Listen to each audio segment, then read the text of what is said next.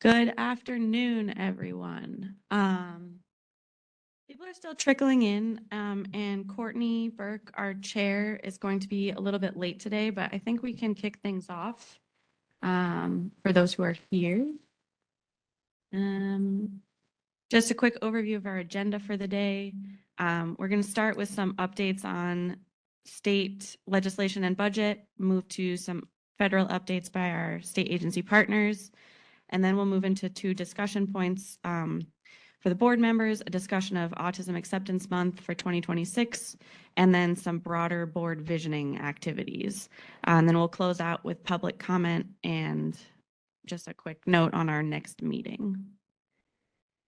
And with that, I am going to hand it over to Greg Roberts to start with some state updates.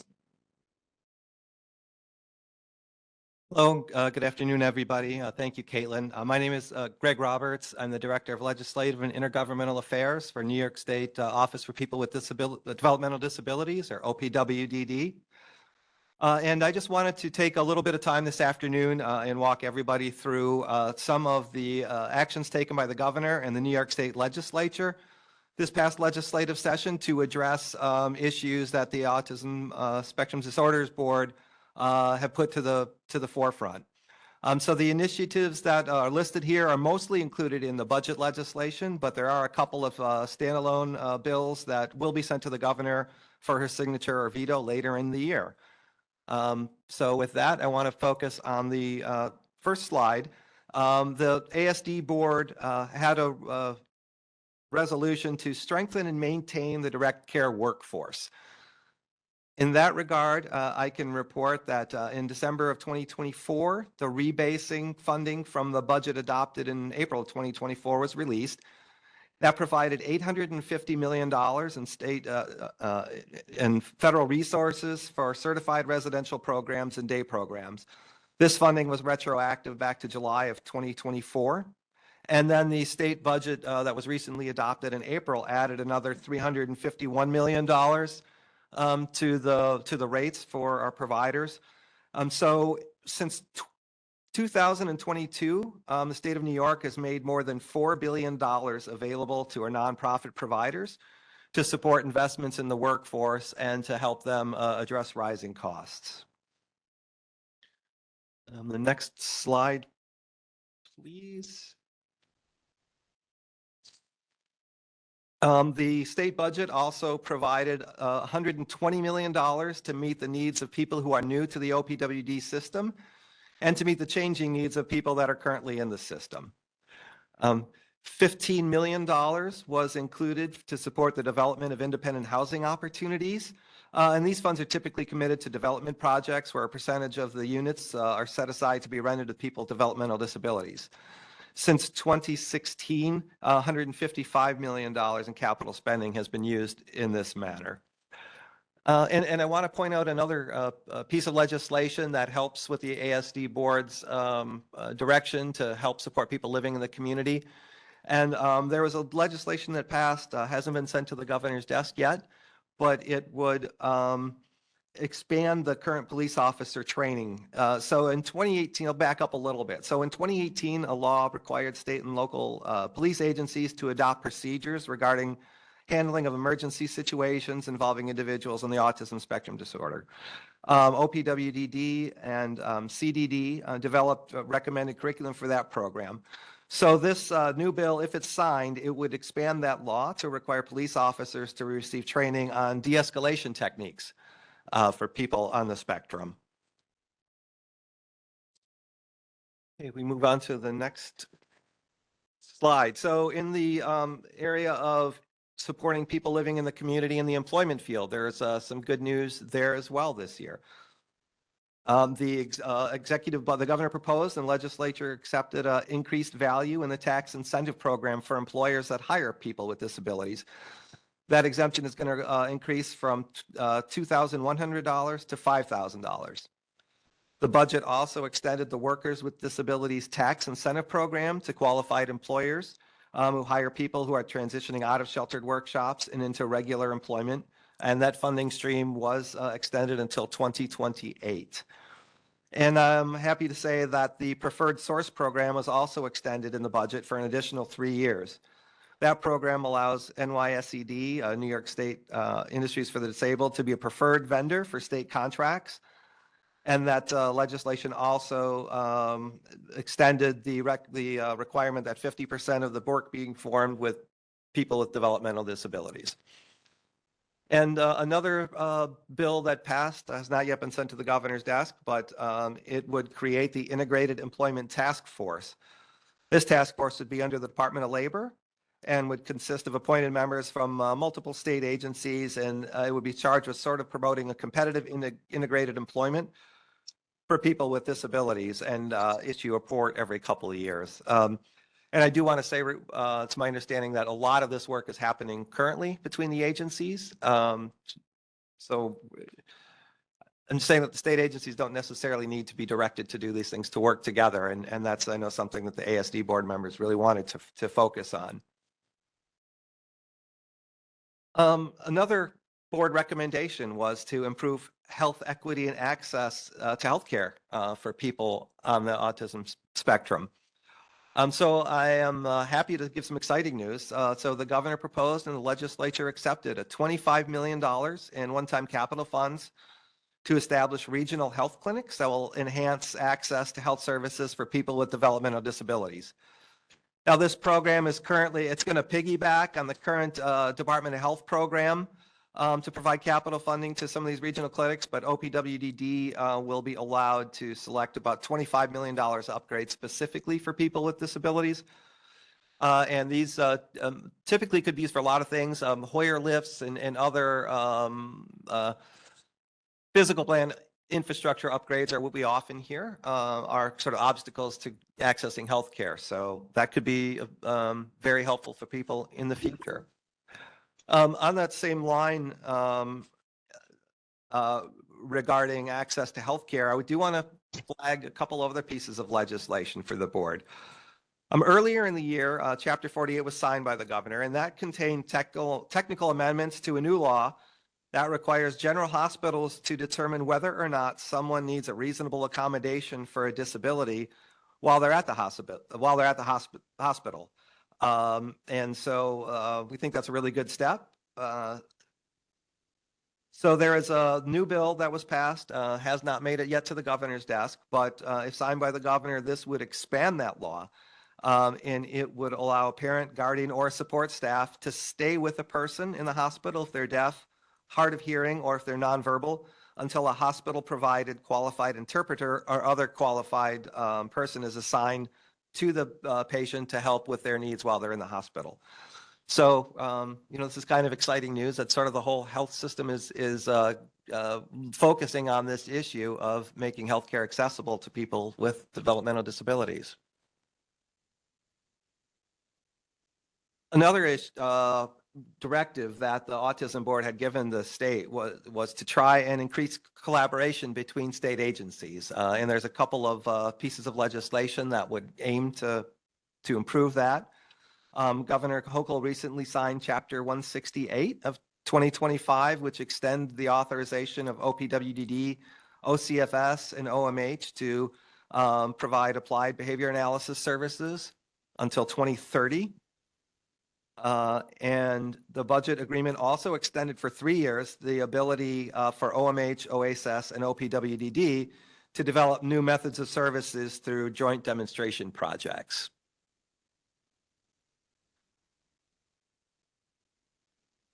The board had asked, that urged the state to focus on ways to enhance communication and raise awareness and combat discrimination.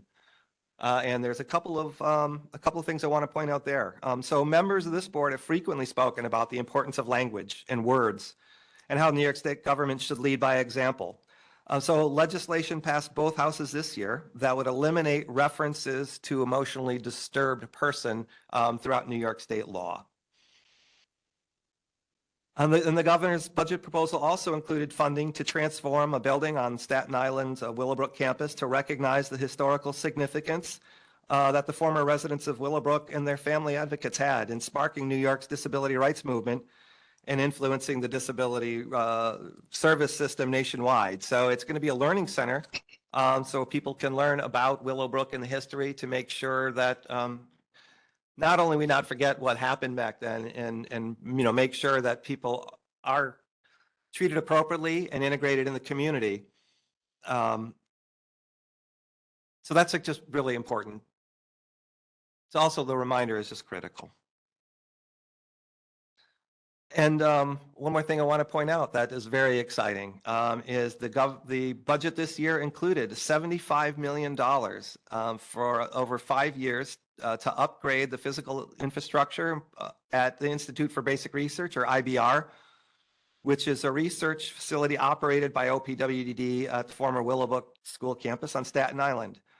So this funding, it's the largest single financial commitment to IBR since it was opened in 1968. And some of this money will be used to develop a genomics core facility. And to explain a little bit more about what that is, I wanted to see if Dr. Pettinger from OPWDD is available, and she can provide a few more details of what that might mean to people on the spectrum. So, Good afternoon. Yes, I'm here here. on the virtual Zoom. Sorry, Michael? No, I was just letting you all know I was here on virtually, and I'm on my way there last week. Awesome. Thank you. Sorry to interrupt. Go ahead. Okay, Dr. Pettinger. Hey, good afternoon, everyone. Yes, I want to follow up and give a little bit more detail on the $75 million proposal to modernize the IBR facility, which really represents the single largest financial commitment to IBR in our state's history. So this is really exciting news. This funding, as Greg referenced, is going to allow for renovations to several of our existing buildings on the site of the greater IBR campus, ultimately providing modern laboratories, a genomics core facility, a vivarium, which is a laboratory animal resource center, tissue sample storage facilities, and importantly, a modern welcoming diagnostic and research outpatient clinic. So clearly these are long overdue investments to really just modernize and update the facility at IBR, which has been there for several decades. So this investment by New York State in genomics testing and research is also really timely, as there are increasing reports in the national and scientific literature about the impact of the currently available scientific genetic testing abilities and the results being obtained, which can and are having a significant impact on improving the quality of life for people living with various types of developmental disabilities. By pinpointing exact variants and specific genes, we'll be able to gain a new understanding of the genetic factors underlying a person's condition. And this is really the first step in understanding the biological mechanisms that may underlie a person's disability, and will allow for improved diagnostic accuracy for people with developmental disabilities and their family members. Until recently, as an example, people diagnosed with autism spectrum disorder were placed on a spectrum with little knowledge of the underlying causes of their condition. As we identify new genes and confirm their contribution to a diagnosis of autism spectrum disorder, the intricacy of autism spectrum disorder and the need for comprehensive genetic analysis will be reinforced. And I'll give a couple of examples. Some recent studies of a cohort of children presenting with different developmental disability diagnoses who had genetic testing completed helped to either confirm a previously diagnosed genetic condition that may have been based just on physical characteristics and a physical exam, but the genetic testing was able to confirm, or it also revealed a likely rare genetic condition. So based on this new information in that study that I'm referencing, 70% of the evaluated children were then referred to cardiac, gastrointestinal, and other specialists to investigate the need for possible medical therapies or treatments to address other health conditions that were identified. and a number of these diagnoses resulted in changes in prescribed medications or referrals to clinical trials that specifically address the child's identified health needs. So again, that's allowing for a much more proactive engagement around healthcare and treatment and interventions for those children, ultimately to improve the quality of their life and their health condition. This type of advanced test results has led really to a subsequent cascade of genetic testing and really having a better ability to engage in ongoing medical surveillance for known disorders and other comorbidities such as seizures and cancers. The findings of several studies also show genetic testing can lead to more individualized care. And those studies have also emphasized how clinician training must also include genomic medicine. So through IBR's Psychiatric Fellow Program that we operate in conjunction with SUNY Downstate Medical Center, the next generation of clinicians are being trained to treat the developmental disability population more holistically, including incorporating genetic testing into their treatment plan where it's indicated. We also know that based on these studies that a great need exists to address the disparity of increased genetic testing that has really been made available to younger people, because it's been a more recent development and available testing has been more broadly used for younger people versus older adults that we may be supporting who have developmental disabilities. So the other work that IBR will be able to facilitate is collaborating with the adult medical providers in our OPWDD community to facilitate genetic testing when and if it's clinically or medically indicated for adults with developmental disabilities, again, to identify potential genetic conditions or syndromes that may underlie their developmental disability and enable them to benefit from advances in genomic medicine to inform additional medical surveillance, management, and treatment of what may be underlying health needs that they're experiencing. Through our clinical practice, we're also going to be working to take a genomics-informed approach to neuropsychiatric care, which has proven to affect medical management across many domains.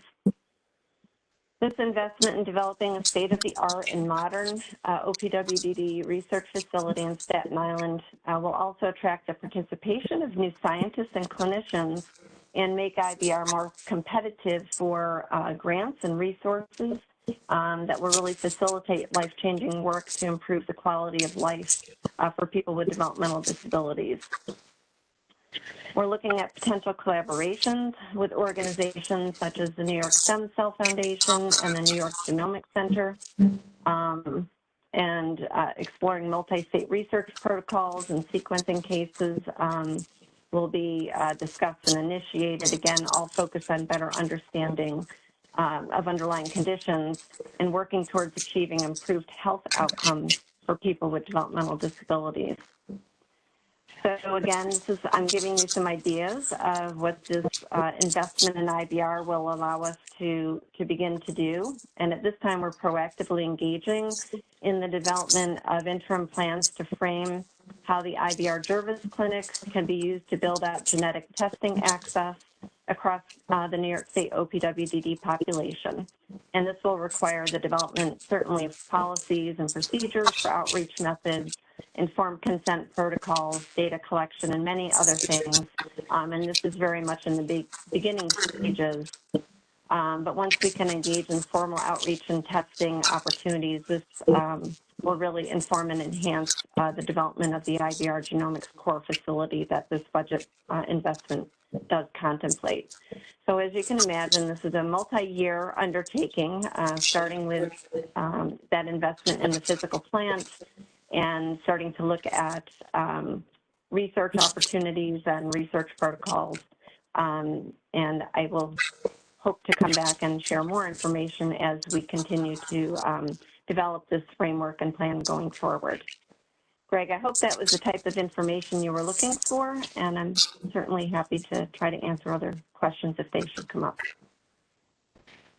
Yeah, thank you, Dr. Pettinger. I think that was perfect. Do any of the board members have any questions on any of the state budget legislative updates we've had?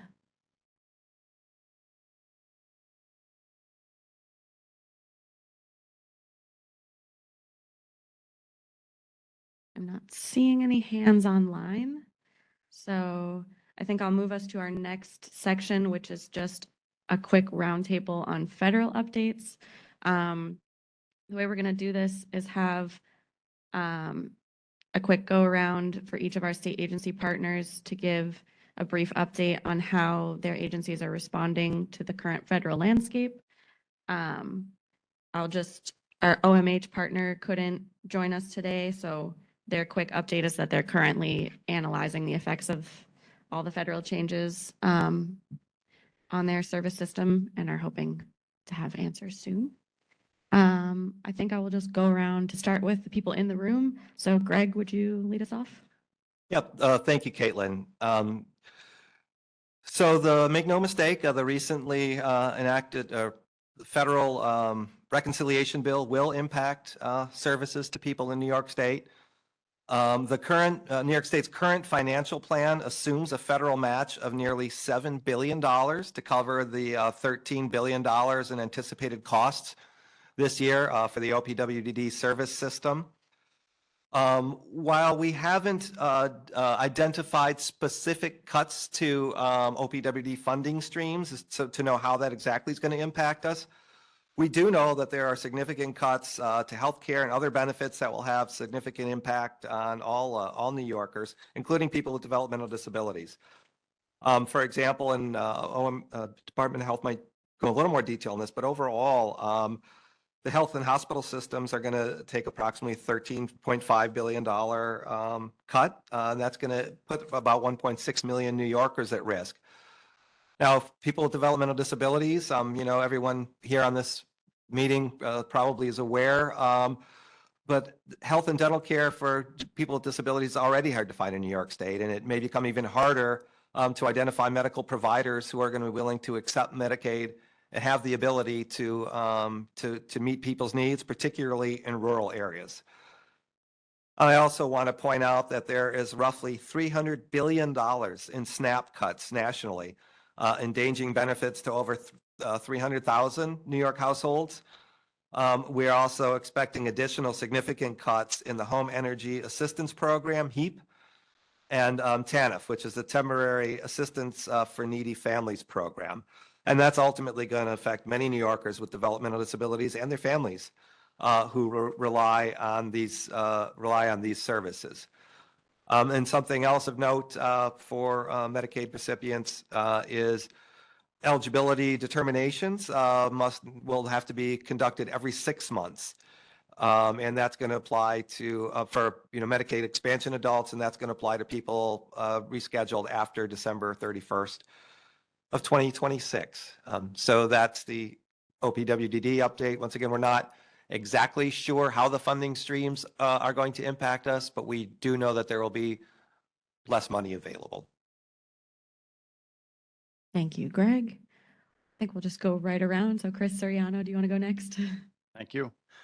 Chris Soriano from the New York State Education Department, the Office of Special Education. At the federal level, there was no real impact to the Individuals with Disabilities Education Act, the IDEA grant programs, and the funding that the State Education Department's Office of Special Education oversees. New York received its initial IDEA allocations this month and expects to receive that final allocation amount as scheduled sometime in the fall.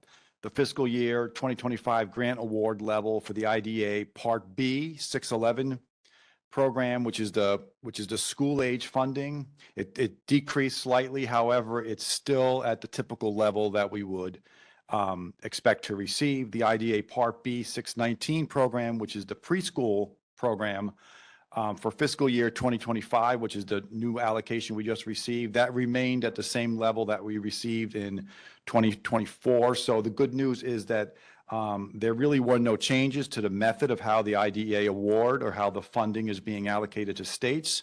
The Office of Special Education's our required roles and responsibilities, as well as all our scheduled projects and initiatives, are proceeding as planned this current school year. And school districts will receive their IDA grant allocations from the state, consistent with how it has been allocated in previous years. So good news on the IDA front. The State Education Department is, though, also closely monitoring the U.S. Department of Education's review of the various title funds under the Elementary and Secondary Education Act. Currently, though, good news is that New York Public Schools are funded through August 31st, 2025, pursuant to a continuing resolution adopted by Congress. Therefore, all of New York's summer school programs and those summer programs were unaffected and are proceeding as they have in the past, and/or how they've been scheduled. We are strongly encouraging school leaders who are concerned with the delays in those Title I fund grants to be contacting their congressional representatives. And just recently, the Council of Chief State School Officers, CCSSO, did develop a new guidance resource, which we just received. It's for SEA strategies to support LEAs while the ESEA, the Elementary Secondary Education Act formula grants are being remain unawarded. So how can state agencies support their public school districts? It really outlines very concrete steps that state agencies like the State Education Department can take to help local educational agencies sustain those essential services to students. So there's going to be a webinar, I believe, on July 24th, which we will participate in to really hear about those strategies and ways to support districts. Funding for the vocational rehabilitation is again reported to me as fine. However, I do want to note that the adult education funding is facing significant cuts. So more to come, and we continue to monitor it and advocate where necessary. Thanks. Thank you, Chris. I think we'll go to Mila. Mila Mila. Harrison from the Mila. State Department of Health.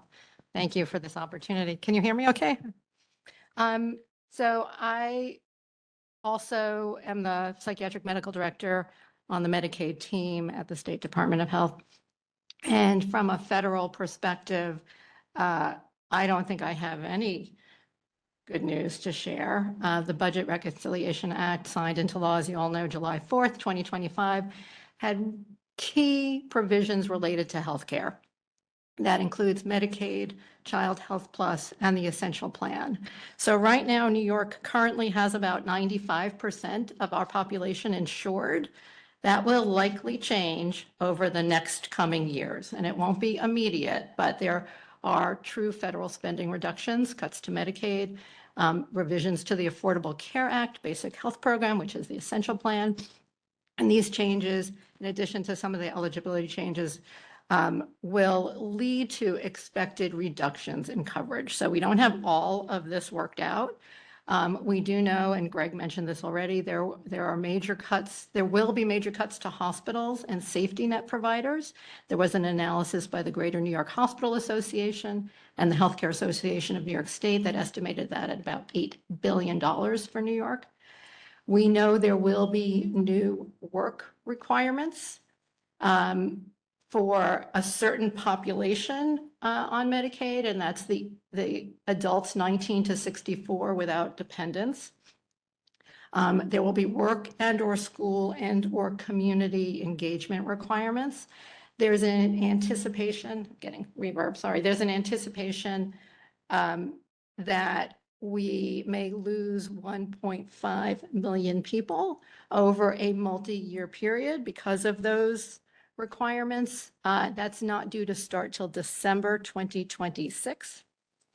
I think I heard Greg mention it as well. There will be eligibility checks every 6 months for the expansion population. Again, that's adults with incomes in the 100 to 130%, 38% of the federal poverty line level, who are childless. Right now, we currently have 12-month intervals. So again, we will likely see challenges related to that. That's not due to start until January 2027. There will be required cost sharing for certain individuals under Medicaid and for those also who have been expanded through the Affordable Care Act. There will be some exemptions there as well for certain clinics. That cost sharing is not going to start until October 1st, 2028. That means when you go to your doctor, you may have to pay some minimum amount of money to see the doctor, which we do not require in Medicaid at this point. There are also shortened retroactive coverage periods. So currently, retroactive coverage goes back 90 days, and it will either go back 60 days or 30 days, depending on the population. There are also restrictions in what's called the managed care organization tax, as well as the provider tax. And these taxes have enabled New York to allow for increased services for the population. Because of these restrictions, there will likely be some significant cuts that will have to come. The New York State Medicaid managed care tax took effect in January of 2023, and it was estimated that it would enable $3.7 billion over 2 to 3 years for services. That's going to be the most immediate risk to federal Medicaid funding. Let me think if there's anything else. These are high level, but not that high. There's going to be some new criteria for what we call the 1115 waiver, which is Medicaid waivers around managed care that will come upon our renewals in 2027. And this act, this Budget Reconciliation Act, also banned Medicaid reimbursement for providers of abortion services who receive more than $800,000 in Medicaid funds, which essentially means an impact to Planned Parenthood. So that's very high level. What's to come? Again, it's phasing in, so it's not going to all be an immediate impact, but we will be seeing impact over the next 5 years or so. Thank you, Mila. We're going to transition to people who are online now. So Chris Tasato with Council on Children and Families. If you would like to unmute. Chris Tasato with the Council on Children and Families. I would like to share that the council is a little different than many of our sister agencies participating on this board. We do not provide direct services. Rather, the council's mission is to support children and families by providing a comprehensive and cross-systems perspective to better understand and inform policies to help ensure the availability, accessibility, and quality of services. As we do with all our work, we are applying a cross-sector and a broad lens in our monitoring of federal changes for their impact on children and families, including the cuts to Medicaid, SNAP, and access to health services for individuals with disabilities. One additional thing that I would like to mention is that my office has several federal grants that are focused on building connections between the child serving systems. And with the ongoing attempts by our federal administration to cut health, education, and social services programs, we really see our collaborative work as more essential than ever. And while our grants currently remain intact, we remain vigilant. And for example, my office is responsible for administering the Head Start Collaboration Project. This project is responsible for keeping Head Start programs, programs that are responsible for serving some of the state's most vulnerable families with young children. And we're working on informing those policy changes. My office has been working closely with the Office of the Governor and the Attorney General to protect Head Start. And during these times, we're just especially grateful to be living in a state where our governor has repeatedly expressed her commitment to protecting all residents. Thank you.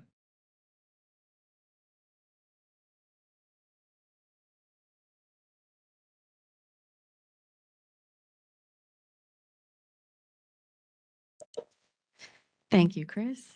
I don't see Kristen Proud online from CDD, so I think we'll move to Kim Perry with OCFS. Hi, everyone. My name is Kim Perry and I work for OCFS. I'm one of the directors of the Bureau of Children's Medicaid Management.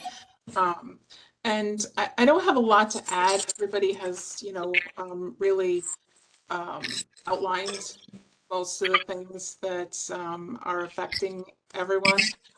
So I will just let folks know that OCFS is, evaluating how the federal changes will affect all programs and services. And we're working very closely with our sister agencies to, make a plan to determine next steps. Thank you. Thank you. That takes us all the way through our state agency partners, and I did just want to welcome Courtney Burke, our chair, who's with us now. Thank you. Thank you. Mhm. I think if there's any questions from board members about the federal updates, now's the time. Yeah, can I ask a question to Greg, please? Yes. Hey, Greg, it's Charlie Massimo. How are you? Hey, doing well, Charlie. Good, good. While Governor Hochul can't stop the federal cuts, she may have strong leverage to protect OPWDD through things like emergency funding, legislative action, rate reform, and advocacy. And I'm just wondering if there's any discussions there on Governor Hochul's plan to help protect OPWDD. Many of the agencies are working through contingency plans now. It's my understanding that last week, for example, Governor Hochul did hold a cabinet meeting, with many of the commissioners and state agencies. And agencies are asked to look at their systems and the impacts and to see what options might be available. So there's nothing concrete yet, Charlie, but all the agencies, including OPWDD, are meeting to look at see what contingency plans we might be able to put forth. So there's still more to come, as it goes through the system. As Department of Health, Smiley Harrison had said, they're still trying to figure out, we know there's reduction in cuts. How is that going to be spread across the state? How that's going to be spread across the various agencies is still kind of up in the air. There's also, the federal budget due September 1st, or excuse me, September 30th, October 1st of this year. So there may be some additional changes coming there. Okay, great. I appreciate that. Thanks, Greg.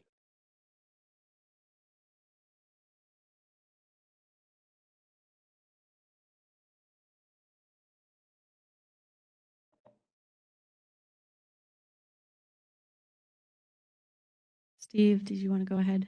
Yes, I want to address, there's an issue with, I don't want to get into the politics of it, but there already have been cuts to HRA offices and that affect, well, Medicaid for sure, but a lot of other funding and services. So people are not, I did not receive any mail from HRA on my Medicaid or any of my other funding or services, and I lost my Medicaid temporarily, hopefully. But because I became 65, I had my Medicaid was switched to spend down without them letting me know because no mail's going out. And so now I'm setting up a pool trust and all the things you're supposed to do ahead of time. But there's no mail, no notifications. My care coordinator has told me that a lot of people are just losing their Medicaid with no notice whatsoever. There's no one sending any mail. There's no one calling. There's nothing. Thank you for sharing that story, Steve.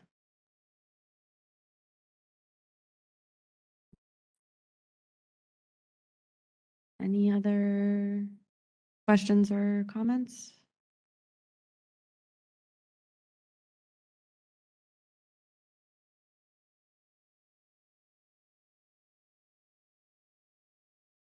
Okay, I think with that, I will turn it back over to Courtney for our discussion of Autism Acceptance Month 2026. And I know a bunch of the self-advocates are interested in what we're going to be doing next year. So, Yeah, great. Thank you for this. I had wanted to put this on the agenda to follow up from the discussion that we had at our last meeting, which was during April, during Autism Acceptance Month.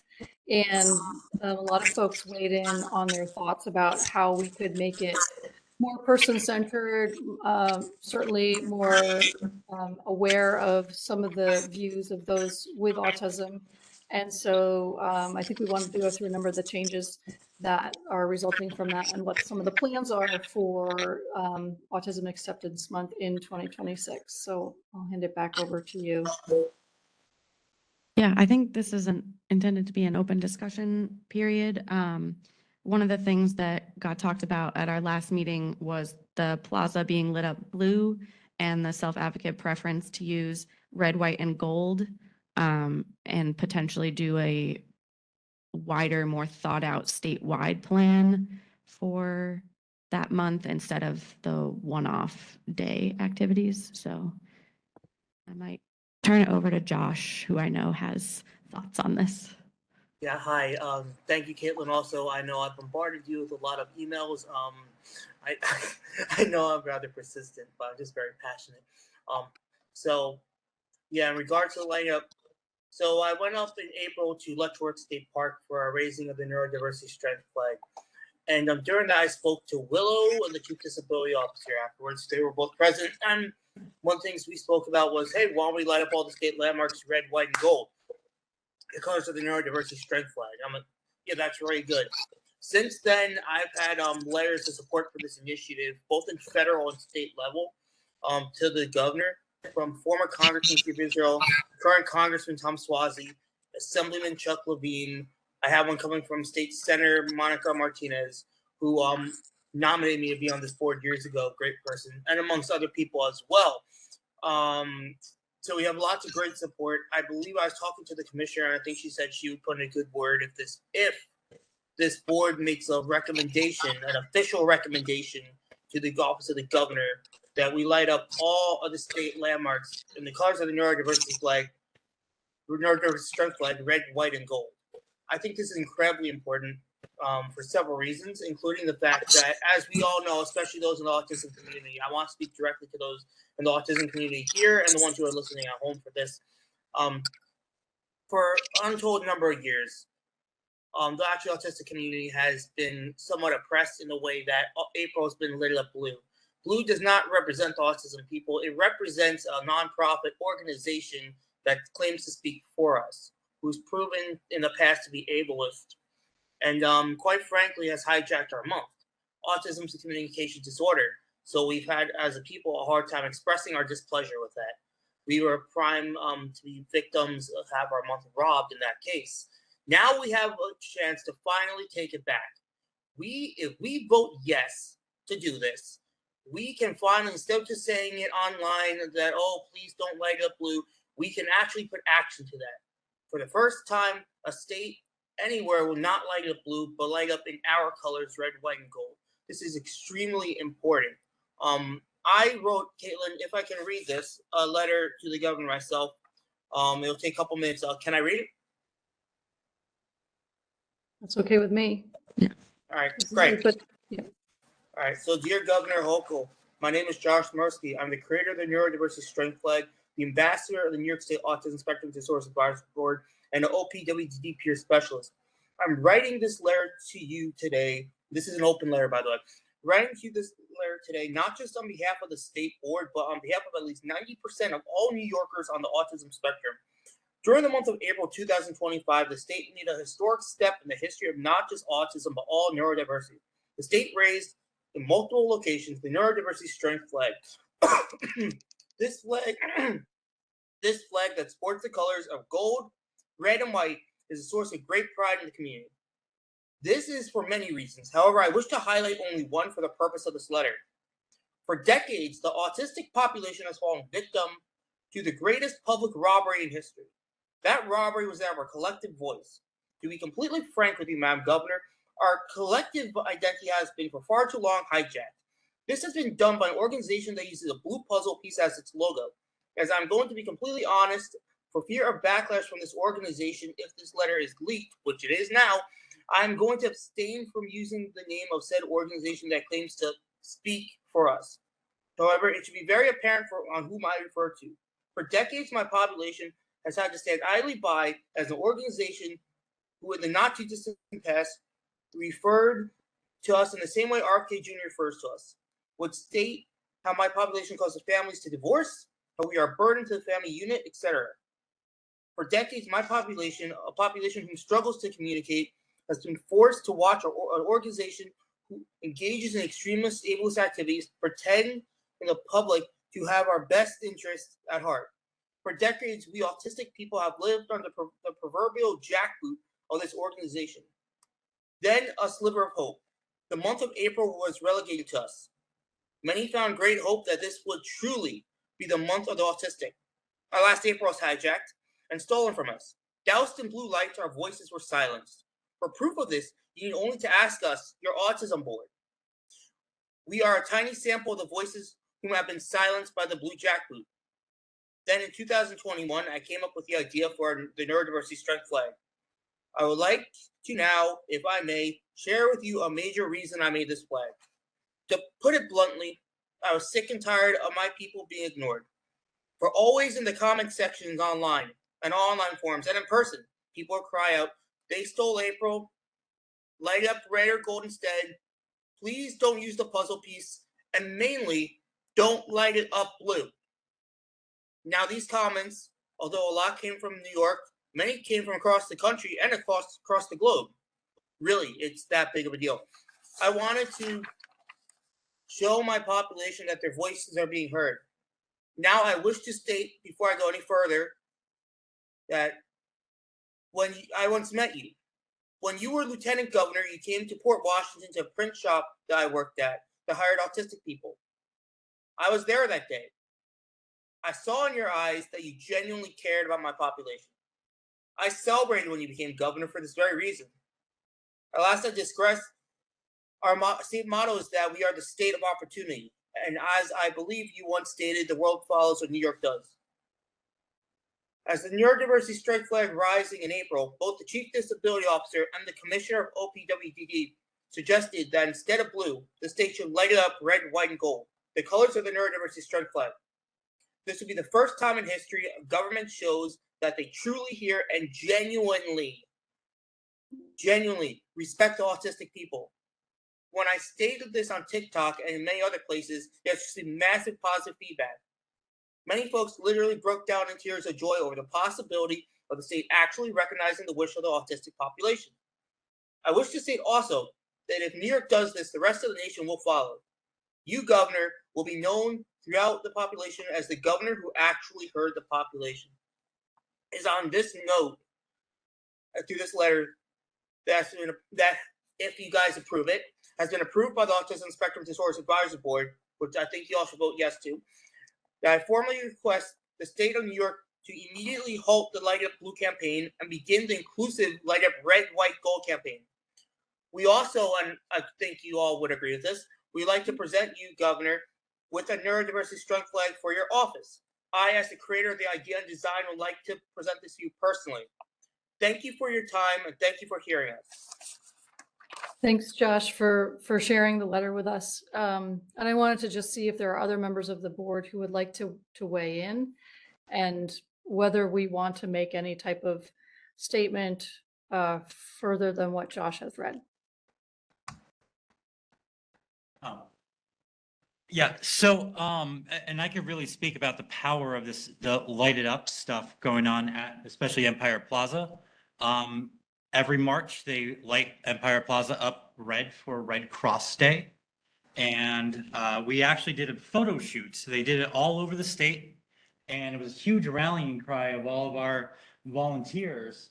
And it was really powerful, and it really shows, featuring our volunteers, the people that, people don't know who's the Red Cross volunteers that are going to fires and stuff like that.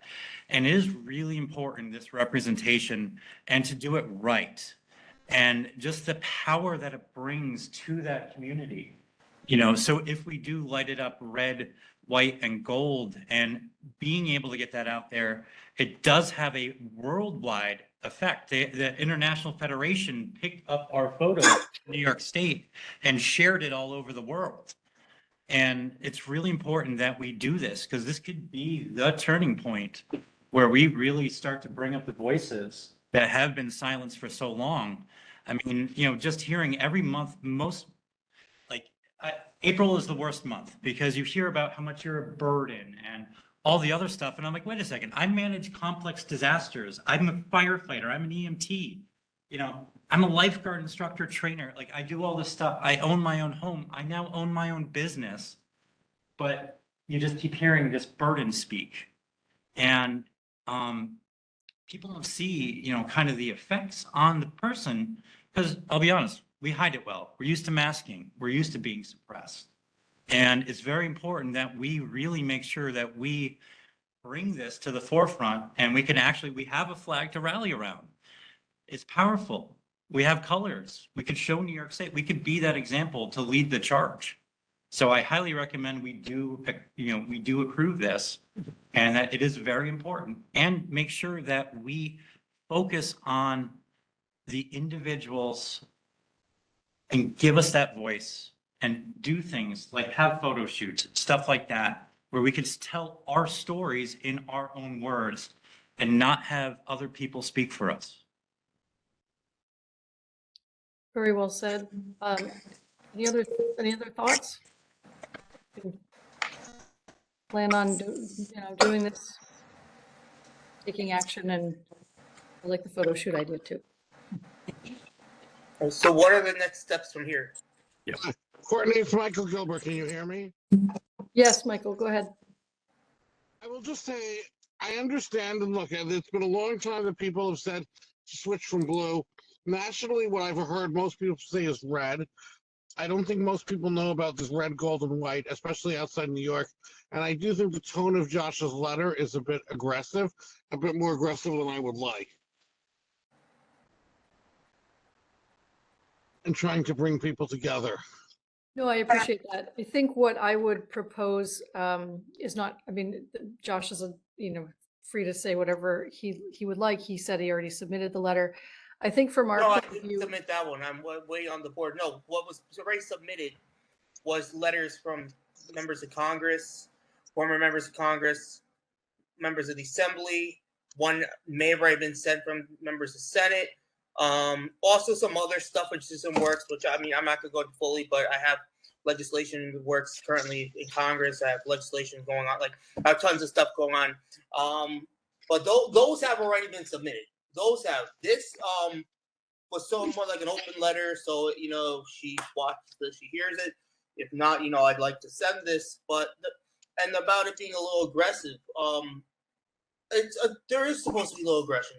I think a lot of people are absolutely fed up that our voices are being silenced. I hear all the time online, they're fed up. We are primarily a people, we have a communication disorder. We have a month and people say it's for us, but it's by something that we dislike. It's shoved down our throats. It's by ableist. A lot of people are fed up. And I think for far too long, we've had to smile and smile, just let it happen. But it's about, in my opinion, and I think a lot of the people I spoke to, it's about time that we show our displeasure of things. That if we're always smiling and happy, nothing will change. Great change only comes by expressing the truth, and the truth is a mass discomfort within our people. Yes. That's a major reason why, yes, there is a little bit of aggressive tone there, because we're also talking from a sense of urgency. Thank you, Josh. I think this is Kate. That's passion. Okay. And I think, again, like what Josh was saying, we're autistic and we have a communication disorder. Yeah. So, and change is hard. Change is uncomfortable. As an autistic person, and I don't know about any other autistic people on this board, but change is very difficult for me. Yeah. And I feel like as an autistic person, neurotypical people have given enough grace. We've given them enough grace. It's just been years of talking about how perspectives and philosophies need to change. Like even hearing that, unfortunately I couldn't be there today, but hearing that ABA is going to be continued for the next 3 years or however much it was, when I literally exposed my trauma and the trauma of my families to talk about DIR floor time. And I feel like that was not even heard. So if it takes some aggression to get heard, I mean, I don't, but like, I don't know what else to say about it. I'm very thankful to you, Josh. Thank you. Yeah, I understand, some people are not comfortable with the aggression. I respect that. But at least from what I've seen, again, like for you and so many people online, there's so many people truly feel, and I feel it too, that, people in front of the camera, so to speak, they'll smile and say, yeah, we understand. But as soon as the camera, quote unquote, is off, they don't care. And we've been begging and pleading for even just a simple crumb of the pie. It's time we take a whole slice, if not the whole pie. If we don't do it now, it's never going to happen. We could try to play nice and get friends and stuff, or we can be, at this point, or we could be a little aggressive and we could be effective. But history has shown that you cannot combine the two, not in this case. If you try to combine the two, blue's always going to remain. The puzzle will always remain. So Josh, I was thinking that coming from a group like this, something more succinct, and again, yeah, I think you should submit the letter, something more succinct as a request, such as, we're the board that's representative, and working to move forward the best interests of people with autism and those on the spectrum. We would like you to consider changing the colors that are more representative of the flag that this group approved as the autism flag. Something, even that is too wordy, but I'm thinking something sort of short and to the point that doesn't get into the aggressive language, which certainly everyone is welcome to write that on their own. But coming from a board like this, sort of a succinct statement of what it is that we're asking for. So I'm wondering if, maybe you and I and others who are interested can talk offline what that statement would look like. That I spoke with Willow and Commissioner Willow, and she basically alluded to that. If an official recommendation from the board, the body of the board itself, goes to the governor, combined with her recommendation, and we could talk to Willow also that. I'll also speak to her privately about that.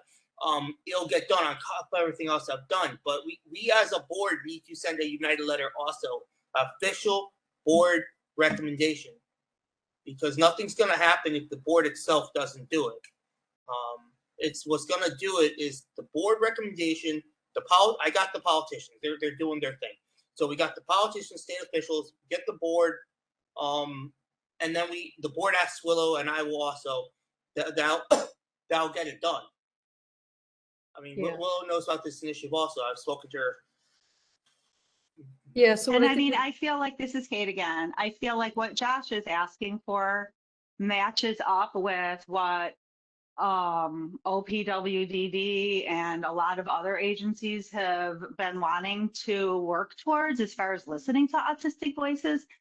So it's so interesting to me when we get to the point when change actually starts to happen, or we need change to happen, people slow things down and the change doesn't happen.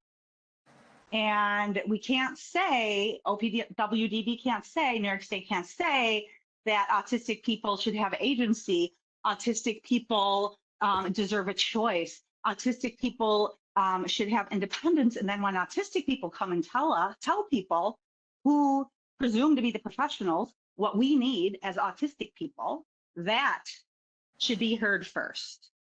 Josh's voice should be the loudest voice in the room. That's all I'm going to say about that. If we're talking about autistic people, if we're talking about who knows best, it's people with the lived experience. And maybe that's the way to talk. I don't know. I feel like we already know this. It's it's written down. I've read OPWDD's mission. I've read all of these other agencies' missions. And all it is a performative mission that I read online. Yeah, we gotta slam the And gas. we need to can't hit the start button. working. We need to start actually moving forward. We need to start making actual change. Because I'm just speaking for myself as an autistic small business owner. I am out here supporting all of those disabled people you were talking about in the first part of this meeting. That's what I'm doing today. That's why I'm not there. I am here in my space months. I'm months now at a loss because I'm helping these children and families that no one is helping. I'm going grocery shopping for them. I'm bringing air conditioners to their house. I'm bringing them to my space so the families get a couple hours. Yeah, Kate, thanks for, all that you're I doing. don't want to thank you. I'm very upset right now because the work that's being done at the state level and at every other level that I've seen here in Western New York is performative work, and it needs to change, and it needs to change now. And no one is going to tone police me. No one should be tone policing Josh. I think that's inappropriate. Our voices should be the voices that are heard first. And when I say I'm operating at a loss, I'm telling you, I took my own money from my bank account and bought an air conditioning unit for an autistic man and his wife and their son because nobody else was going to help them. That is what I do every single day. I would love for every single person who's listening right now to come out and see what I do every day to help children and families. I fill a gap no one else is filling. And that we're fighting about a flag right now. One of the most performative things that you guys can do is I am beyond. It shouldn't even be a discussion. The flag should not be a discussion.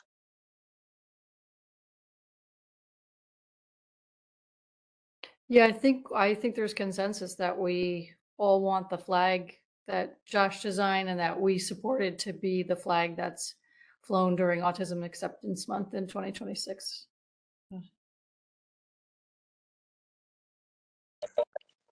Josh, to Courtney's point, would you be open to sharing your letter to the board and having the board come back with some suggestions? But at the end of the day, it's your choice to submit your letter. And I don't think, to Kate's point, anyone should say you can't submit it. And I don't think anyone is saying that. So you should absolutely support it. But maybe if we can collectively, because we are a board collectively, and we represent the same population. So would you be open to sharing that letter? And I, for one, would be very happy to work with you to craft a letter that everyone agrees should be submitted. But again, at the end of the day, keeping your tone, Josh, and your passion in that letter. I don't want to take that away at all, because as a dad of two boys with autism, just because I'm a dad doesn't mean I know how you guys feel, how you feel every day. Right. So I want to support your letter, but give it the right. And I don't know if I'm going to say this correctly, but again, collectively come up with something that we all agree upon represents what we as a board trying to get across to the governor.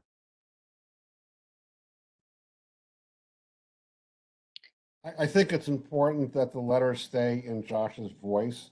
For the most part, his words, just a little edited down a little bit so that it's a little less aggressive. But I think because we are on the spectrum, we have our own way of talking, that it has to be in our voice. Okay.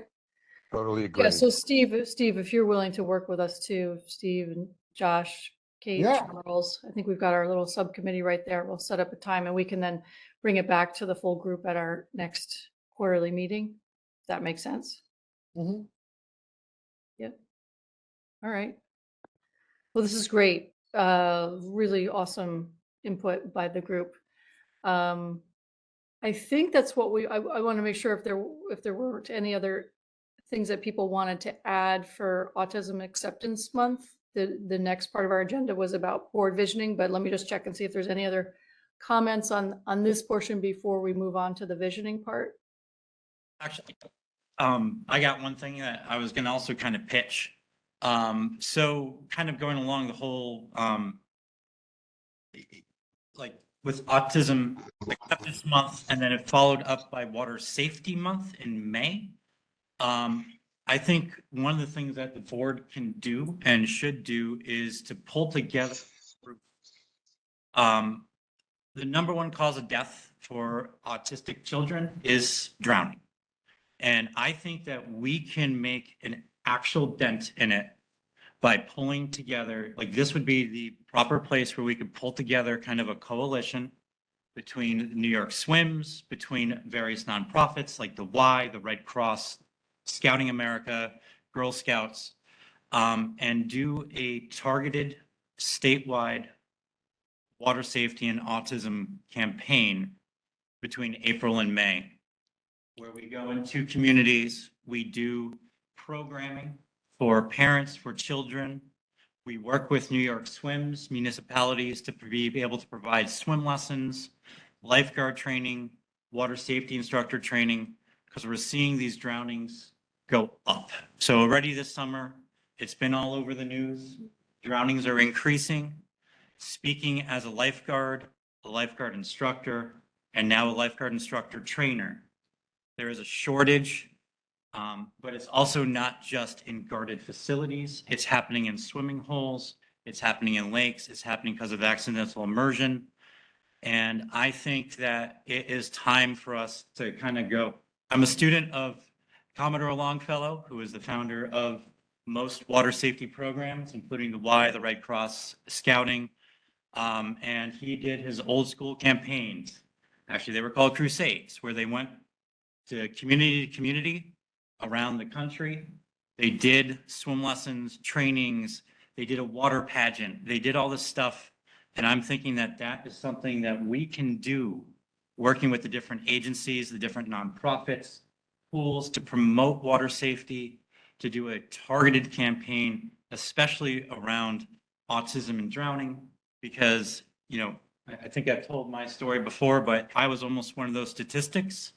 And by having the proper training available, I mean, I was privileged. My parents had the means to get me swim lessons that I needed. And it turned into a 27-year career with the Red Cross. Still teaching swimming. I actually left my full-time role, and I'm going back into doing training for lifeguards, water safety instructors, because there is such a shortage across the country. But I think that's something that we can do for Autism Month, but we could also bring it into Water Safety Month and kind of really pull people and make a big difference for the community. And that's something that we can do that can actually bring people this life-saving training. We can include CPR, we can include lifeguard training, and also too, it can create jobs because we have a lifeguard shortage. And speaking as an autistic lifeguard, it is one of those skills that anybody with any neurodivergency can do and actually thrive in it. And a lot of people in the industry, for example, I helped run a waterfront at a scout camp, and 95% of the staff is neurodivergent in some way, and including multiple staff members who are autistic, including myself. So I think that's something that this board can do. You know, we're supposed to bring agencies together, bring the nonprofits together, and really make a difference. I mean, it will take some planning, it will take a lot of work. But with people we have sitting around the table, I think we can do this and actually make a very significant dent in that terrible statistic. Yeah, it's a very important issue. So whatever we can do as a board to be supportive of raising awareness and helping you in your efforts, happy to do it. Sorry, it's Michael. Can you hear me? I had a couple of points I wanted to make. Yes, go ahead. Okay, first, since I touched off the whole debate, I just want to say I'm also somebody on the spectrum, and I think, as anything else, we're entitled to disagree. Josh and I don't have to agree on tone. Just because we're both autistic doesn't mean that we have to agree. I think secondly, as somebody who's been in politics a long time, I just know that you get more done by not being so aggressive, and that's my opinion. I'm entitled to my opinion.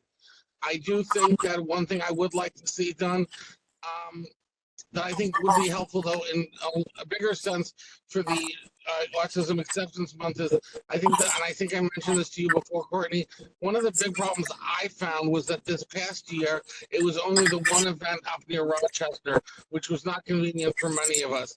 There should be multiple locations, as particularly at least Albany and the city around the state where these events are occurring.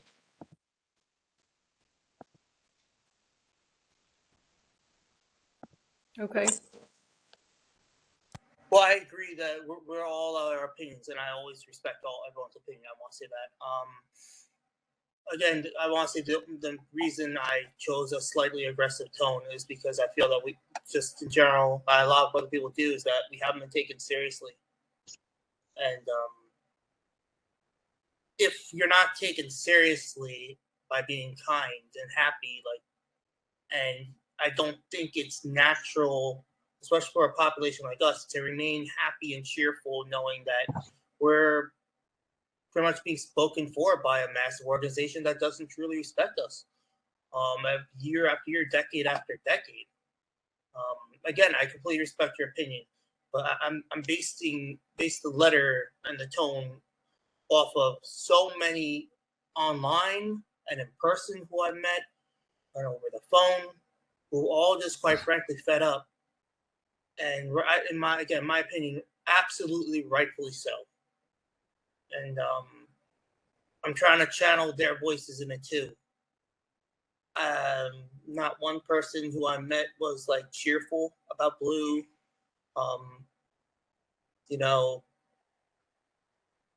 none. So I'm trying to make this channel the very real views of a majority of the people in our population who are kind of just tired of being pretty much spoken for by an absolutely ableist organization.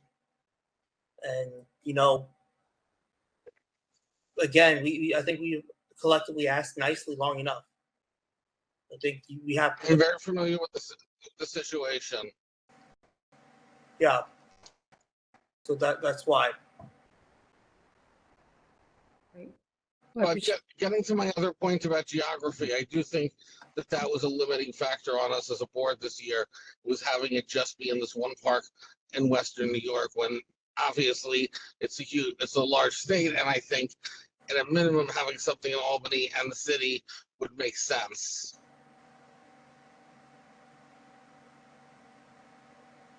I think I'll defer to the agency folks to take that under consideration. So appreciate you bringing it up.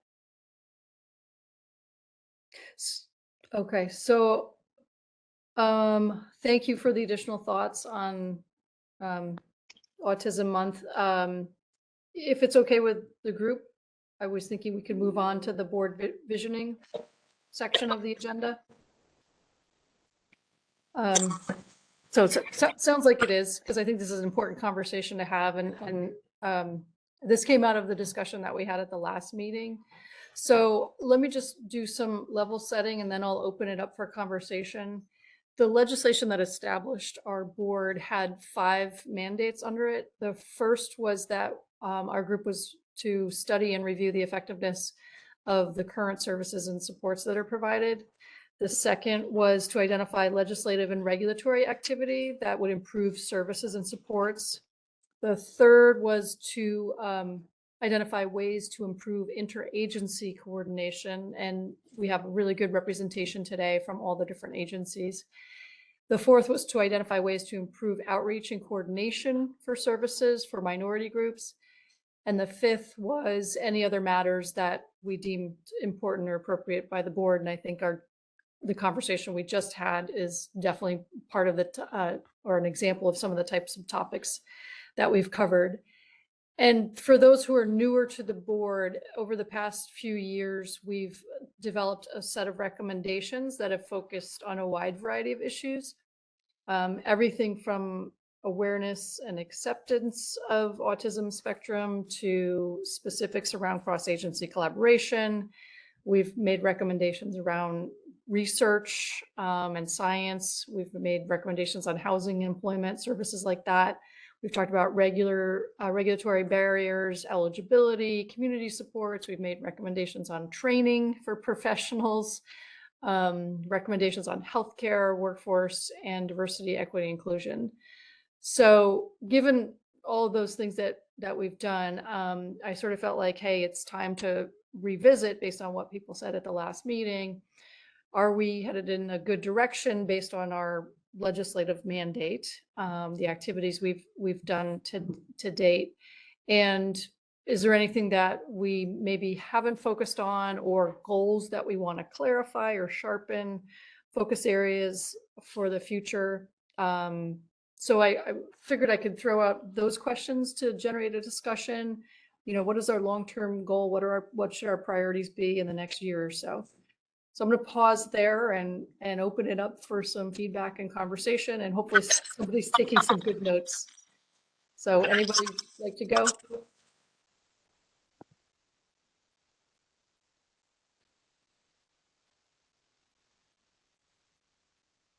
Oh, here's the questions on the screen. Our long-term goal, our key priorities, how they align with our mandate, what we'd like to focus on in the next year, and how do we know we're making a difference?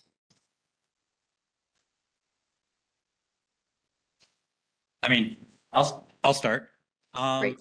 I think one of the things I see the board doing more is starting, so we've worked on the interagency, we've done all that. I think we need to start creating more tangible products.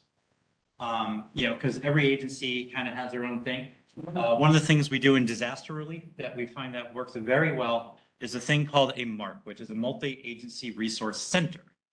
And now I don't know kind of what's out there because haven't been eligible for a lot of the resources and the things, and there's probably stuff I'm eligible for that I don't know about. So I'm thinking, so what we do is literally we bring all these agencies, so FEMA, HUD, all of them into a room. Somebody can come into the room and meet with the agency and say, hey, here's my story. And it comes out with, okay, you're eligible for this, or hey, you're not eligible for this, but you should go talk to the Salvation Army, or you should go talk to the Red Cross. And it's everything of agents, federal agencies, state agencies, nonprofits, things like that. And kind of having that one-stop shop where somebody can go, and we have people who can help navigate people through it. I would like to, and this is me personally, I would like to see maybe some of those set up around the states. It's just kind of a pop-up thing where we can get people through the door, help them kind of navigate the system, because it is a very large, confusing, and scary system, and especially now with everything going on. Having more of that tangible for families, for adults, for self-advocates, for people to kind of go and learn. I think that I'd like to see that as a focus area. I'm not sure if it's out of line, but just kind of having a more tangible product that we can give people that can help them and make a difference and kind of, help New York kind of lead the way with this. That's great. I think over the next year, everything that the board does has to be seen through the filter of having a lot less money, a lot less funding. So we can have all sorts of dreams about great things, but it's going to be with a lot less money. There's always a realist in the room, so thanks for that reminder. I want to talk to that fact is, and that's one of the things that we're exploring as we see the reductions in disaster relief. It's actually going to come on the shoulders of the nonprofits more than the agencies. FEMA's not going to write you a check for $60,000 like they normally do. You're going to get $4,000 from the Red Cross. You're going to get $2,000 from Salvation Army. And that's why we're actually looking at these to be more important, because it kind of shows the whole landscape. And it's not just people going to FEMA to go get their FEMA check and saying, hey, look, for example, did anybody know that there's a Buddhist agency, Taozu, that will actually give you money to help you rebuild your home? You know, there's agencies that are out there that are not really, you know, they're nonprofits. Like there's faith-based groups, there's community organizers. So we invite mutual aid people in, stuff like that. And it kind of starts building a more resilient network that doesn't rely on federal funding and state funding. Yes, that is part of the picture. And yes, that's very important because not one of these nonprofits or other agencies is going to give you that check for $60,000 like FEMA would, or however much they need. But I think now it's going to be more important that we get those resources into a easier to navigate model and help people say, hey, look, I know the state can't help you, but have you reached out to this group? You know.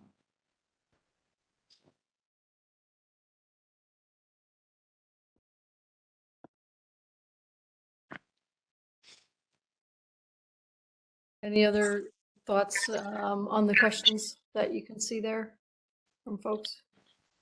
Courtney, not so much a thought, but really a question. I mean, how much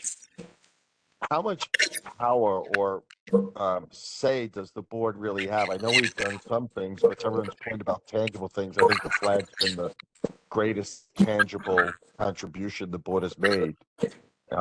So, I mean, really, how much authority or power do we have to initiate change? I mean, I think the type of discussion that we had today is something that may result, we can all hope, result in a change. I think the things that I rattled off that we've done in our recommendations related to all those different areas, whether housing, DEI, and so on, have been acted upon by the agencies. And I think having the forum, we do help keep things on track, and we help keep the agencies accountable with focusing on the issue and reporting back on the things that they're doing to move the initiatives forward. So I think our greatest strength is that it's sort of is keeping that accountability and keeping things on track. That's kind of our one really good solid superpower, if that's what you want to call it. But I think it's really up to us, and that's part of the reason I brought it up is, you know, do you feel like your time and effort on this board is worth it? And if not, what should we be doing differently? How can we make sure that we're carrying through on the mandate we were given? And I think we've been doing a good job. You know, there was a time period too where we spun off a group on housing that came up with some really good recommendations, some of which have I think moved forward. You know, so it's just a question of, like, I'm posing it to the board. Want to make sure that you feel that your time and effort is worth it.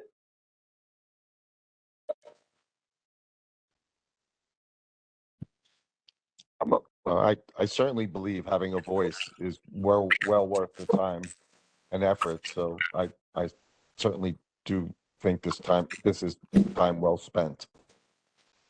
Yeah. Okay.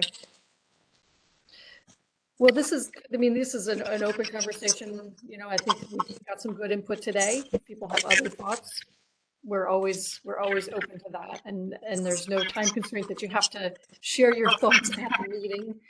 You can share them with the group via email or however in between. So, so I'm glad that we had this chance. Any other thoughts on that before we turn to public comment? Courtney, this is Chris from the council. I just appreciate the input regarding efforts to improve interagency coordination. One of my roles at the council is I'm the director for the Interagency Resolution Unit, and we support youth and young adults with complex care needs. I love the idea of a multi-agency resource center, but I could also appreciate, right, some of the challenges right now with funding to support such a resource center. But I do want to highlight that there are resources available to help families navigate multiple systems and services that are available. And I'm wondering if there's an opportunity to kind of maximize education and information sharing regarding those resources. So one of the resources that the council has is an online platform called Help Hub for Children and Families. And it is an online platform with services through various agencies, including OPWDD, OMH, and State Ed. And then there's like other resources like New York Connects and OCFS's HERES line.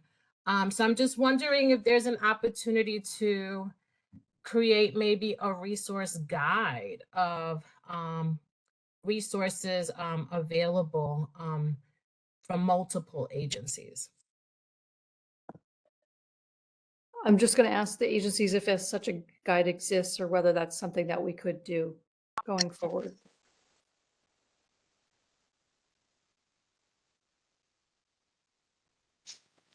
I'm going to throw in there. So kind of we experience, and just, the multi-agency resource centers that we talk about, they're only open for 2-3 days at a time.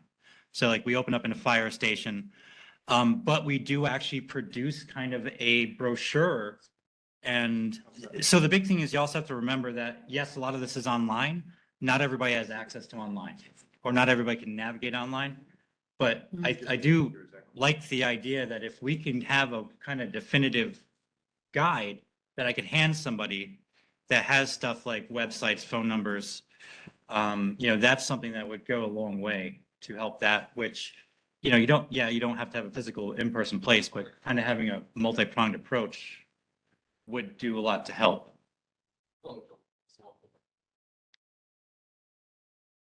Yeah, and I don't know if there's anything like that out there, so.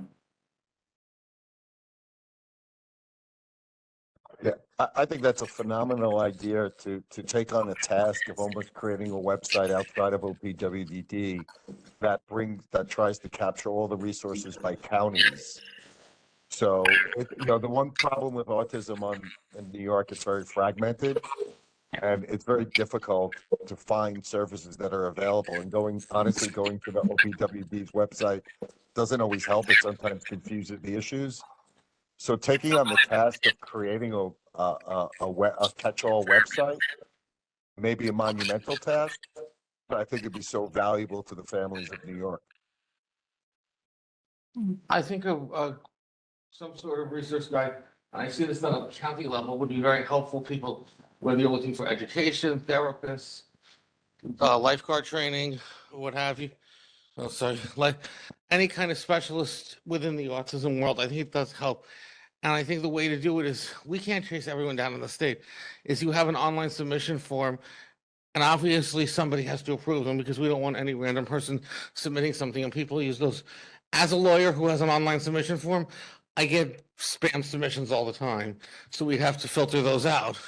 But somebody who can submit, these are lawyers, these are advocates, thinking of my own field. These are people who do therapy. These are people who do this kind of therapy or that therapy. These are the people, a way if you're a person that can filter by county or region or specialty. I mean, it works at a county level. There's no reason it shouldn't be able to work at a state level as long as, again, we're not chasing the people down. They have to submit their info.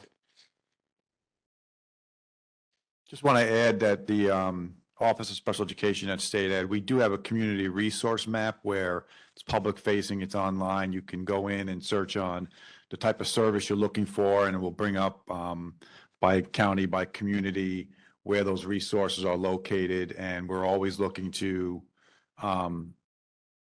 keep that updated, but also add agencies and organizations that may not be on there, get that information in there. So something to that effect might be useful, specific to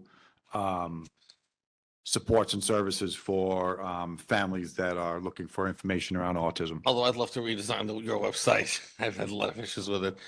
But I think that would be the best way and something that's user friendly. The special ed website is not very user friendly. Michael.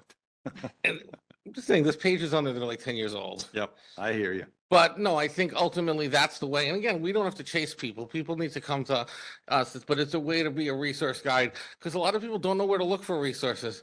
And we've done it in Westchester, but I don't know that every county is going to do that. And when you're looking, resources are very different in the city versus like with education. Chris and I both know there's two systems of special ed in New York City and the rest of the state. No question. We're talking about like making things more accessible and better, right? I know, Caitlin, would this be like the peer specialist? Can we help? I mean, I'm OPWD peer specialist, and this sounds like something similar to what we've been doing.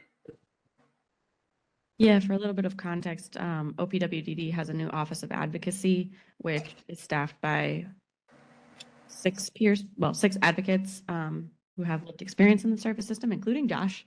And this is definitely something that would be in the Office of Advocacy's role, but would certainly need collaboration with other state agencies. Yeah, because I was hearing this and I was thinking, this totally sounds like something we could take a look at.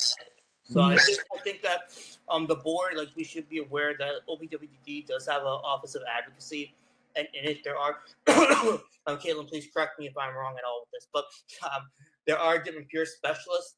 Each peer specialist has a region. I'm in region 5, which covers Queens and Long Island. So pretty much, we are like the peers. So we're kind of like, from our perspective, from the people getting services perspective. So something like this, that's something which we could definitely help on. Yeah. I also want to throw out there too, there is some infrastructure out there for this in the nonprofit world with findhelp.org and 211. So 211 is kind of a great clearinghouse that we refer all of our fire client, everybody who calls the Red Cross, and we say, sorry, that doesn't qualify, call 211. So that's maybe a resource that maybe, make sure that there's information sharing because they already have that infrastructure that is statewide, accessible to everybody, and it's a phone call, and they have people who can help them navigate through that. So that might be something to kind of, really, really start to broaden from not just the state agency collaboration, bringing in a lot of those nonprofit that are non-traditionally autistic related or autism related nonprofits, but they do have an infrastructure. And I'm sure they get phone calls all the time saying, hey, I'm in this bind. I don't know what to do. So that might be something that we also start to pull in and collaborate with.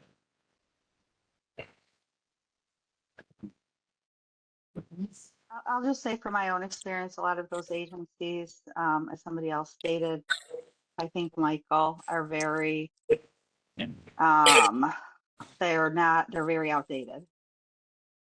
And I mean, I can just provide an example for myself. I've been doing what I do, working with children and families with autism since 2023 on my own. And I have reached out to Parent Network in my area every few months, and I'm still not on there. They just did their whole new their whole new list that they put together of resources for the area, and I'm not on it. Is that a state agency or is that a private organization? Parent Network.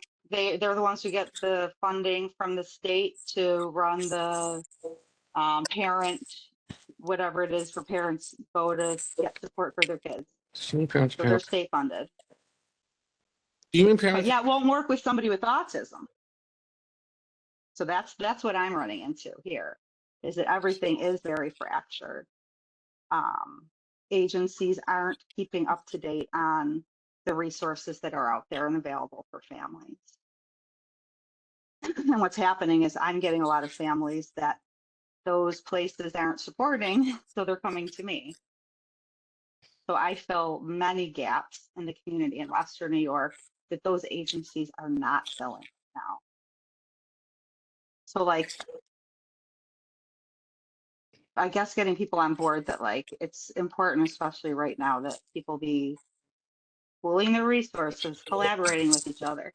I don't know how it is in other parts of the state, but I know in Western New York, everything is extremely competitive. Everyone's feeling like they're scraping and scrapping for the same grant money, so people don't collaborate. So like, I don't know how we get people collaborating. And if you're referring to the Family and Community Engagement Centers from the State Education Department Yes. and/or Yes. which is state funded and/or the parent network, again, we work closely with them. They're federally funded. If either one of those are the entities, which I hear yes, you can just send me your agency or your information, and I'll make sure it gets where it needs to go. I've already spoken with them. I haven't got very far. And my point being is that nobody I'm serving these children and families, and I'm not getting any support in my community from these agencies. It's rough, especially as an autistic person myself. That many of these agencies are run by the parents of disabled people, and the short-sightedness of that is starting to show in how families are being served in our area, Well, if at all. If at all. I think Kate just touched on an important issue that exists I've seen for years within the autism community, the struggle between self-advocates and parents. There's always been this struggle in many cases, and I don't know if we as a board can solve that, but I know it's something that exists between self-advocates and parents where you see that tension building, and maybe there's a way for us as a board to do an educational series to bring people together, because ultimately parents have rights, self-advocates have rights, and usually the self-advocates who are speaking are adults, not the children. So as somebody who represents families, you want to try to figure out a way to bridge that gap, because to me, that is one of the most important gaps that exists.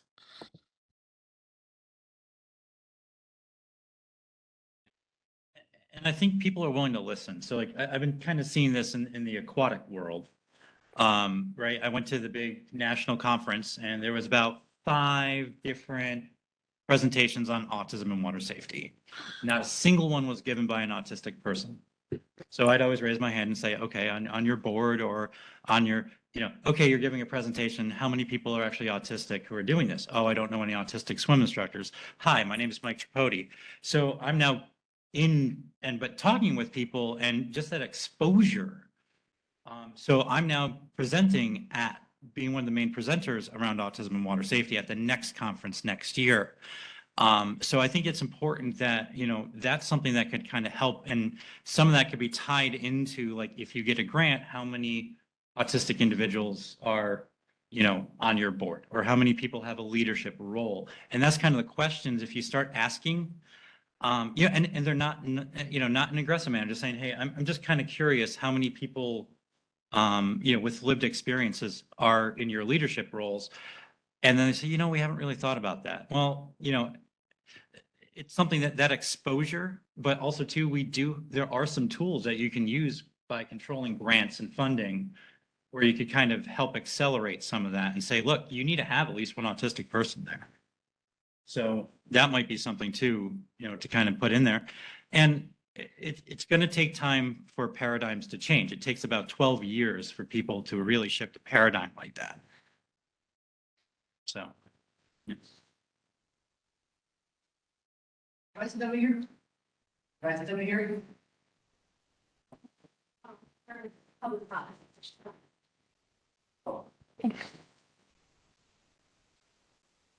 I didn't know. You can turn public comments. Oh,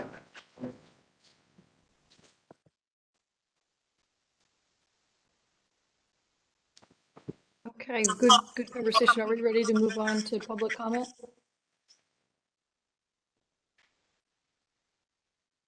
I think we have someone in the room who's interested in public comment, and then we can move to online. Okay, perfect. Let's go to that person.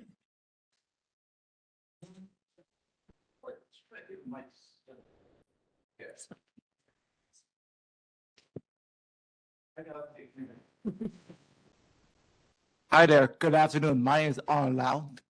I came from New York City just being in person room for coming first, Joe. So it's my first time being here. My care manager just like, I live with my mom. I'm also spectrum. I have HD. So my care manager is like, my mom is got a hard fucking sorry. I'm like work right now. So my mom made hard work me. And I'm proud to be here today. Coming all the way from New York City because my mom trained me to be independent. I'm on an autism age spectrum myself, and right now I'm with Best Buddies, which part of leadership, Best Buddies leadership conference just happened. I think I went last year. Is leadership experience. So for me, I am looking for housing, especially to live an independent living school class. I took 2 classes, independent living school class, and Best Buddies 2 years, a year and a half ago with YI. And for me, you guys need to step out with the ideas for housing, especially because when my mom has to write a letter to OPWD, and you always give my care manager from Care Design, her name is Yellow Hunter. She's gave us a hard time. She like with OPWD because they have to write a letter and stuff. Like why I need to be kicked out of the house.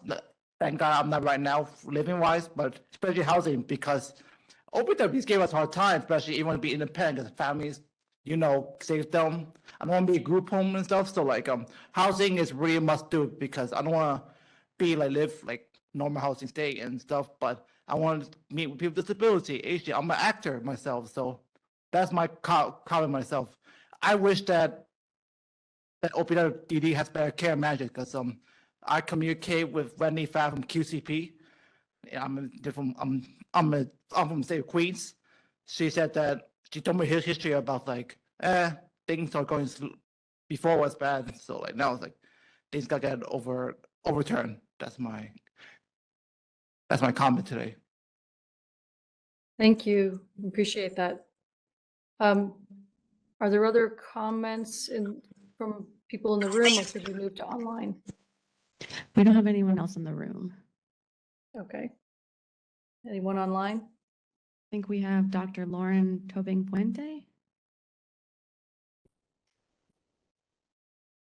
think you should be unmuted if you can. Can you hear me? There you go. Yes, we can hear you.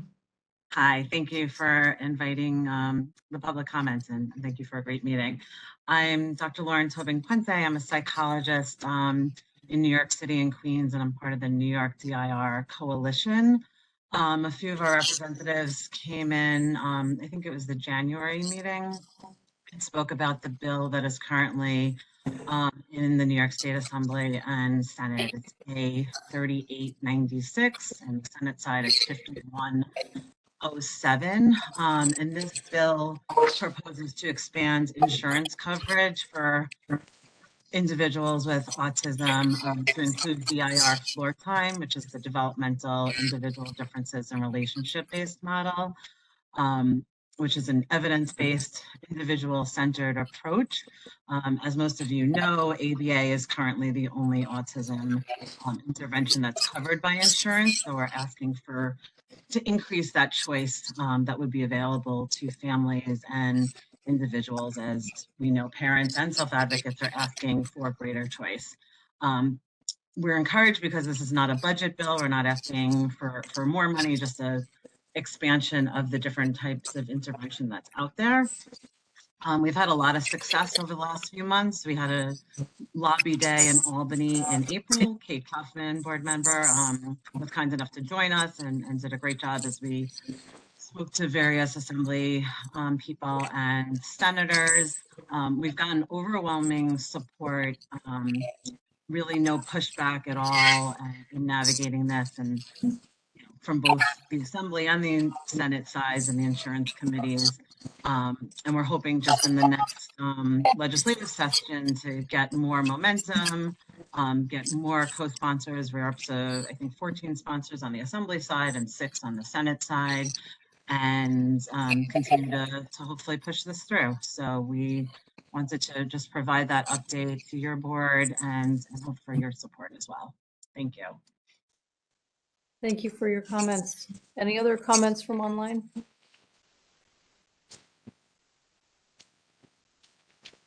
I just want to direct anyone who's online, if you want to raise your little WebEx hand, that's how we'll know you want to give a public comment. There's no one at the moment. Okay. Great. Well, I think then we'll conclude our meeting. I believe the next date for our meeting is November 6th. Do I have that correct? Yeah, we do actually have another commenter. Oh, I'm sorry. Okay. Tamara We'll go to that Begel comment. would you like to go ahead?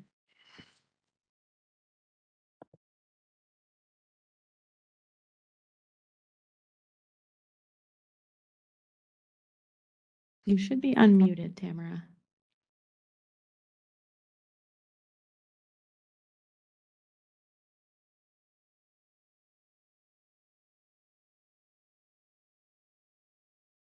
Hello, can you hear me now? Yes, we can hear you. Okay, I apologize. Yes, my name is Tamara Bigel, and I am a a disability systems advocate and have been for decades. And I work across all systems. I have a lot of experience in OMH, and I am now breaking into OPWDD to talk because I'm noticing the silos, and we need to find a solution. Several issues that I'm finding is that individuals with autism are often late diagnosed, especially if they are if they do use speech as their primary mode of communication in the OMH side, and then a lot of children end up in a hole between OMH and OPWDD services. And get stuck in hospitals, residential centers. It is essential that before a psychiatric diagnosis is determined, that that a developmental diagnosis is ruled out. And that means that we need to work with the Department of Health to ensure that autism is ruled out before we rule in psychiatric diagnoses. I can provide several many case studies whereby this is not taking place in New York State, and we want to ensure the correct types of services that best treats our individuals with disabilities are given, and that our families are given the support they need before other mental health crises occur. And so I would desperately like to work with anyone on this issue, and it's across systems issue. It is Department of Health because it's diagnosis. It's OPWDD and it's OMH. I have I have 6 on my caseload right now where kids are in holes because of lack of diagnoses. This is a crisis that needs to be solved. Great. Thank you for your comments. Are there any other comments? At this time, there's nobody else online. All right, great. Well, we had some really great discussions today. We have some a follow-up item with a smaller subgroup of us meeting to talk about the comments that Josh made today. So that is our one follow-up between now and the next meeting. Next meeting, I think, is November 6th. And if there's nothing else from anyone today, I think we will conclude the meeting 10 minutes early. Great. Well, have a great summer, everybody. We look forward to seeing you in the fall. Thank you. Thank you.